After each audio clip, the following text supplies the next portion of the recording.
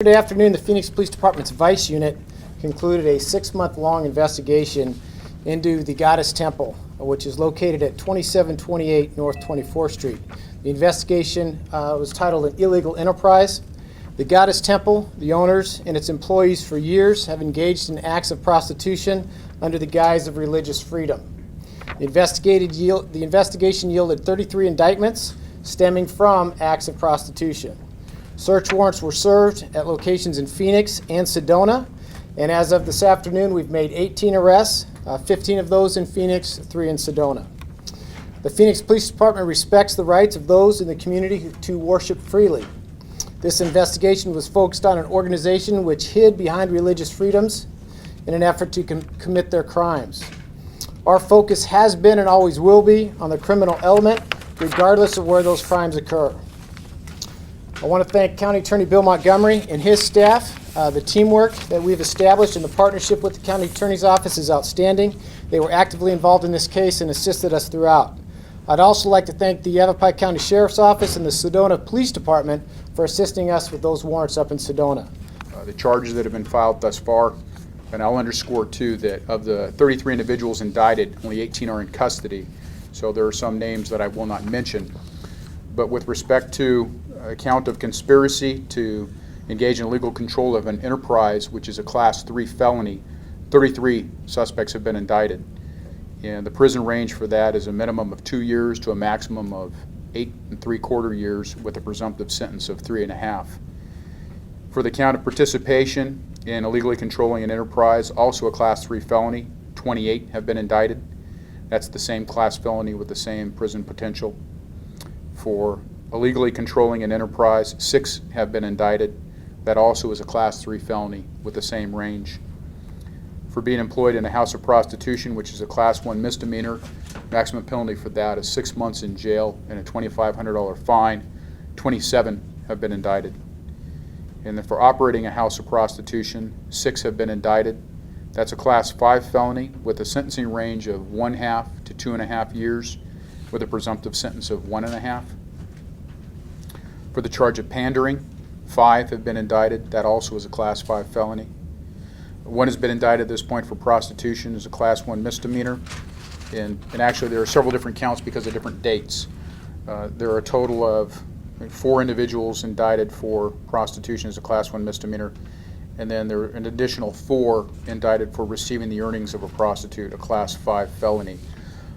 Where this activity was engaged in a residential neighborhood is certainly something that no one who is a law-abiding citizen and is looking to provide for their family and to go about their law-abiding daily business wants to see in their neighborhood.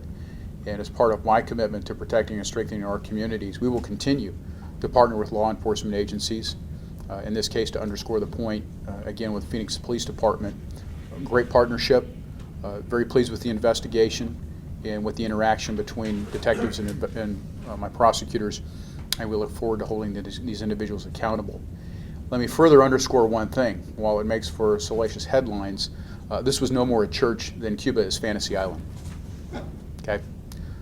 And let's not mix religious freedom and religious practices with criminal activity. The two are two very different things and should not be confused. And I don't care whether you want to call it a donation, a fee, or whether you want to call your activity healing or a tantric practice. Accepting money for sex is against the law. And law enforcement in this county will hold you accountable and will prosecute you for doing that.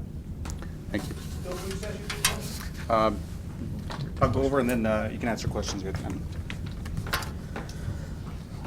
Okay.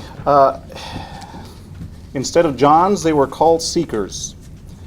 Instead of sexual intercourse, it was called sacred union. The women were not called prostitutes, they were called goddesses. Instead of a brothel or a house of prostitution, they called it a church. We believe that no matter what you call it, no matter how you disguise it, that this is a crime, and the crime in this case is prostitution. Over the last 6 months, the Phoenix Police Department's Vice Unit began an investigation to the Goddess Temple. During the course of the last 6 months, undercover officers made deals with employees here at the Goddess Temple. The deals were to exchange money for sexual acts. In addition to conducting this investigation, they discovered that some of the employees were also traveling between Phoenix and Sedona so that they can also, again, exchange money for sexual acts in Sedona. They used investigative techniques to determine and to discover how the business operated. They determined that Tracy Elise, who you'll see is the founder of the Goddess Temple, she and others, all these employees of this business, would hire employees to come in, conduct sex acts for money. Some of the money would stay with the employee, another portion of the money would stay with the business. Well, here's Frank where I would draw the distinction. Legitimate church activities, legitimate religious practices don't look like this. They aren't, in fact, criminal acts. And while a lot of this information appeared to be out in the public and readily available, there's a big difference between what gets printed in a newspaper and what prosecutors can present to a jury in order to prove someone guilty beyond a reasonable doubt. So although there may have been heightened public awareness of this facility in the last few months, it still took a thorough investigation, one that, as Bill alluded to, has to follow certain guidelines in order to result in a case that we can prosecute, that still had to be done. And the follow-through, again, and the work that was done in this case, I'm very confident that the Phoenix detectives did everything appropriate. My prosecutors and detectives were in contact all along, identifying what would be needed in order to successfully bring a case and prosecute it.